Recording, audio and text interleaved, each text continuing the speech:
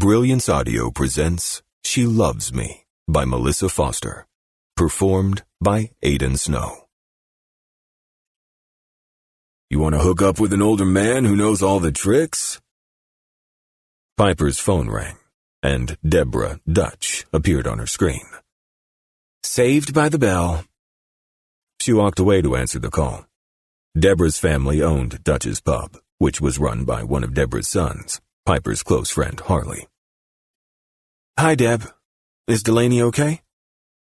Delaney was Harley's older sister and a single mother of two wonderful girls. She'd recently been diagnosed with breast cancer and had undergone a double mastectomy 2 weeks ago. Deborah was taking care of her while she recovered. Delaney's diagnosis had rocked her family and friends to their core. Luckily, the cancer hadn't spread, and all the cancerous cells had been eradicated during surgery. Yes, she's getting stronger every day, Deborah said. Honey, it's Harley. He's had an accident at work and he needs a ride home from Harmony Point Hospital. I didn't know who else to call. Oh no! Of course I'll go get him. Is he okay? What happened? Many moons ago, the youngest Dutch sibling, Marshall, had been Piper's first love. He'd been as risky and rowdy as Delaney and Harley were responsible. Marshall had left town to attend college, but he'd quit after his third year and returned home so rarely since even his family had no idea where he was living. Harley had always picked up the slack. Piper was sure that times like these, though rare, made it even more difficult for Deborah. I don't know exactly, I just know he had an accident. Don't worry, Deb. I'll leave now. She ended the call and hurried over to the guys with her heart in her throat, hoping Harley wasn't hurt too badly. That was Deborah Dutch. Harley's in the hospital. I have to go get him. Is he okay?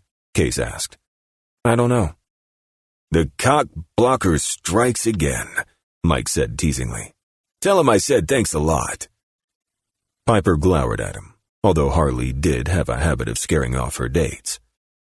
Case, I'll text you when I know something, she said as she headed for her truck.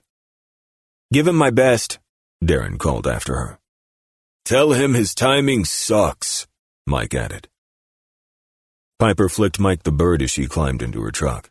She knew he was kidding, but she was worried about Harley. Harmony Point was a small town, and her job site wasn't far from the hospital. A few minutes later, she rushed through the emergency room doors heading for the registration desk. The waiting room was crowded, and the woman behind the desk was on the phone. Piper's anxiety rose as she waited. She hated hospitals. The lights were too bright, the atmosphere too sterile, and the underlying thrum of pain was inescapable. Oh God, is Harley in pain? She tried to keep from drumming her fingers on the desk as she waited for the woman behind it to get off the phone. She thought about all the times Harley had broken up barroom brawls, taking punches like they were given by children instead of grown men. He'd gotten a few deep gashes over the years from broken bottles and out-of-control patrons, and he'd always refused medical treatment, which left him with tough-looking scars from cuts that should have been stitched. Piper couldn't imagine a fight breaking out at the bar on a Wednesday afternoon, much less what had to have happened to land him in the hospital. As soon as the woman behind the desk hung up, Piper said, Hi, I'm here to pick up Harley Dutch. He came into the emergency room earlier. The woman typed something into her computer, then pointed to a set of double doors. You can go through those doors, and they'll direct you. Thank you. Piper rushed through the double doors, scanning the curtained-off patient areas and spotting Harley lying on a bed. His head was tipped back, his eyes closed. His jeans were rolled up on his right leg to his calf, and his ankle was wrapped. That explained why he needed a ride home. She went to him, wondering how he'd gotten to the hospital. Her gaze moved over his face. He was truly a handsome man, with dark hair and a short beard. Though his eyes were closed, she knew how powerful his deep-set slate-blue eyes were. She'd seen women hanging on his every glance, and men cowering when those eyes turned fierce. She couldn't help allowing her gaze to crawl down his beefy arms and broad chest to his waist. Harley wasn't lean or cut, and he didn't have six-pack abs. He was thick-bodied, brawny, and rugged.